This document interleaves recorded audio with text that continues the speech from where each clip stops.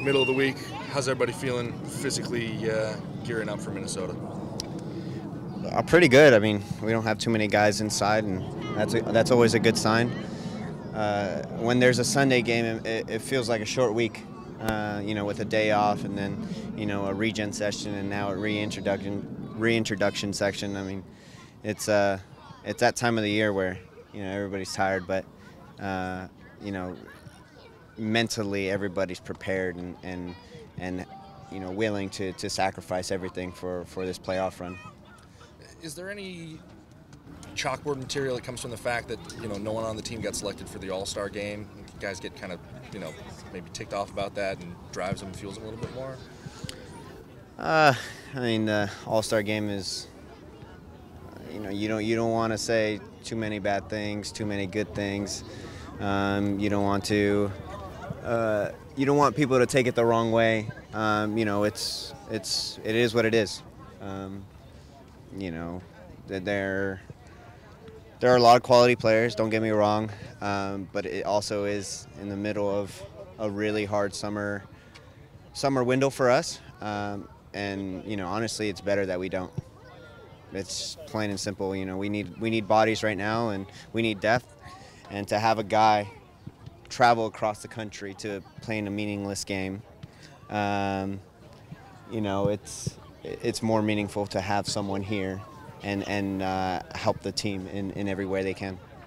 So it's meaningless? I'm just kidding. Speaking of things. In a way, you right now, for me, what's more important is making the playoffs. For me, the team is more important, not the league. You're right now your team. So in that sense, yes. You can't take my word out of context, but yes, in a way, it's meaningless for sure. I got it. And speaking of the team right now, the diversity, and what I mean by it is the ability, all the different options that are there. Can you talk about in a playoff run how what a luxury that is? And yet, it's competition. Wait, can you repeat that? Yeah, you guys have a lot of options for this playoff run. Simply up. Yeah. Yeah, with competition within the team, it's pretty fantastic. I mean, to think Clint Dempsey didn't play in our last couple games. Just to have him on the bench and be an option if we are chasing a goal, put 2-3 forwards on the field. It helps to have a guy like Alex, contribute in a more defensive role than we're used to. It's pretty fantastic to see.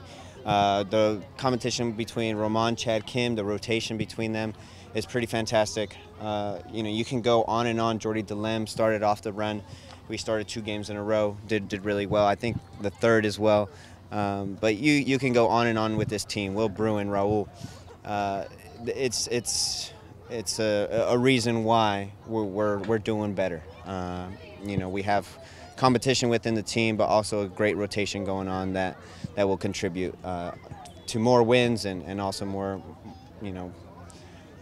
more like just better training sessions and a better attitude in training. So overall, it just helps. You play wherever the coach puts you. That's just the kind of player that you are. But in a perfect world, where would you prefer, if it was your choice, to start?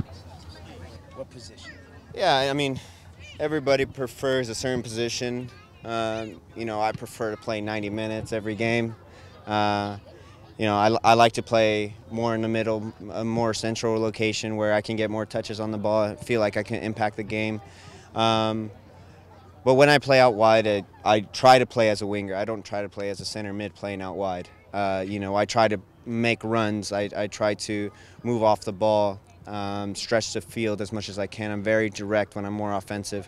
So in that sense, I like to play center mid, but I'll try to find my different roles when I play a different position. Is that something you've been working on, your directness on the offensive third of the field? Are you more conscious of that now, or is this a natural progression?